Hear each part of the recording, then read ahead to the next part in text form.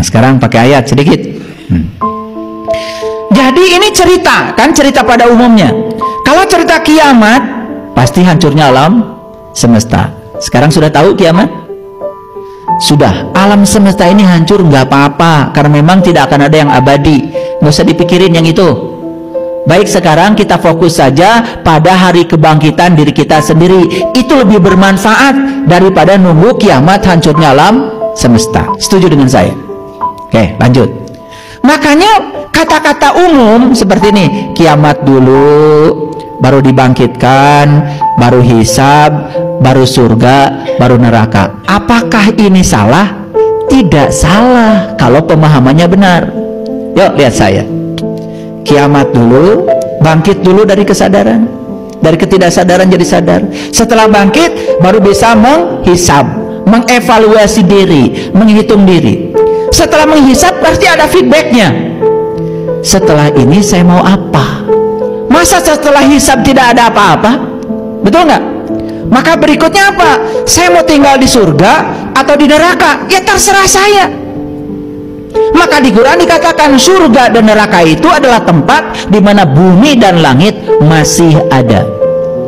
Bahkan di Quran dikatakan surga dan neraka itu adalah tempat di mana kamu masih bernafas. Itu dinyatakan dalam Quran surat Hud ayat 106 sampai 108. Yuk, sekarang kita lihat. Pernah kita terbakar marah oleh orang lain? Ada orang marah sama kita, berarti dia sedang dibakar api neraka. Apinya terpercik kepada kita, kita ikut marah, berarti kita terbakar juga. Pernah atau sering? Tuh. Jadi neraka itu sudah kerasa sama kita. Terasa nggak kalau marah seperti apa enaknya? Nggak enak kan? Makanya orang marah itu paling jelek di dunia. Mata melotot, mulut, betul? Iya. Kata-kata yang keluar juga menjijikan. Iya. Kebun binatang pada keluar. Napas pendek, betul nggak? Jantung bergetar. Coba apa enaknya? Apa kita masih tidak yakin kalau itu neraka?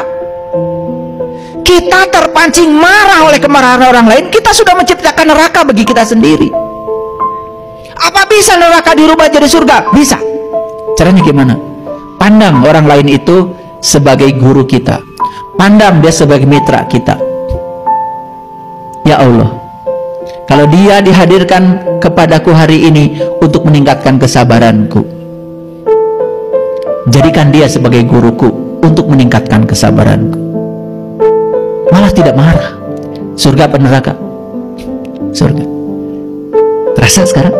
Kiamat dulu, baru dibangkitkan, baru hisab, baru surga, baru neraka. Itu pilihan kita. Ngerti sampai sini? Ini pragmatisnya seperti itu. Saya tidak berbicara yang itu, ya. Saya berbicara yang hakikat saja, yang bisa diimplementasikan dalam hidup kita saat ini, yang bisa membahagiakan kita. Karena ilmu itu syaratnya satu, harus pragmatis, harus punya nilai manfaat. Mati dulu baru jumpa dengan Allah. Masuk akal? Mati dulu baru jumpa dengan Allah. Nah, selama ini kita mengartikannya keliru. Karena mati yang dimaksud adalah mati beneran. Sehingga di kehidupan ini kita semua jadi lalai. Padahal ayatnya jelas. Saya bacakan ayatnya ya. Ini nanti lihat di rumah, Quran surat Al-Isra surat 17 ayat 72. Bahasa Qurannya begini, saya bacakan bahasa Arabnya. Wa man kana fi hadi a'ma wa huwa fil akhirati a'ma wa adallu sabila. Barang siapa yang buta penglihatan kolbunya di dunia, maka dia akan buta penglihatan kolbunya di akhirat, dan jalannya jadi sesat. Wa adallu sabila. Tahu artinya buta? Tahu apa buta? Tidak melihat. Jadi artinya siapa yang tidak melihat di dunia, maka dia tidak akan melihat di akhirat. Sedangkan basyirah itu cuma untuk satu penglihatan, untuk menyaksikan jati diri kita sendiri. Jadi siapa yang tidak menyaksikan jati dirinya di dunia, dia tidak akan bisa menyaksikan jati dirinya di akhirat. Siapa jati diri kita? Bukankah jati diri kita adalah ruhku yang Allah tiupkan ke dalam diri kita? Allah tidak pernah meniupkan ruhmu, tapi Allah hanya meniupkan ruhku. Faiza sawaituhu wa nafahtu fihi min ruhi faqa'u lahu sajidin. Ketika aku sudah selesai menciptakan tubuhmu, aku tiupkan ruhku. Jadi yang ditiupkan Allah, ruh siapa? Ruh Allah, nggak ada ruh kamu. Jadi siapa jati dirimu? Ya ruhku. Itu harus dikenali. Maka siapa yang kenal dirinya, maka dia akan kenal Tuhannya. Ini dilalaworakeun. Ini dianggap sepele. Padahal tidak ada yang lebih pasti dari kematian. Maka di Quran surat Al-Waqi'ah ayat 83, 84, 85, 86 dikatakan falaula iza balagatil hulkum, ketika nyawamu sampai di kerongkongan, wa antum hina idin tamburun, antum kalian semua harus melihat, wa nahnu akram ilahi minkum, aku selalu bersamamu, bahkan dekat bersamamu, walaki la tubsirun, kunaon atuh maraneh teh teu bisa ningali. Dulu saya baca ayat itu bergetar tubuh saya.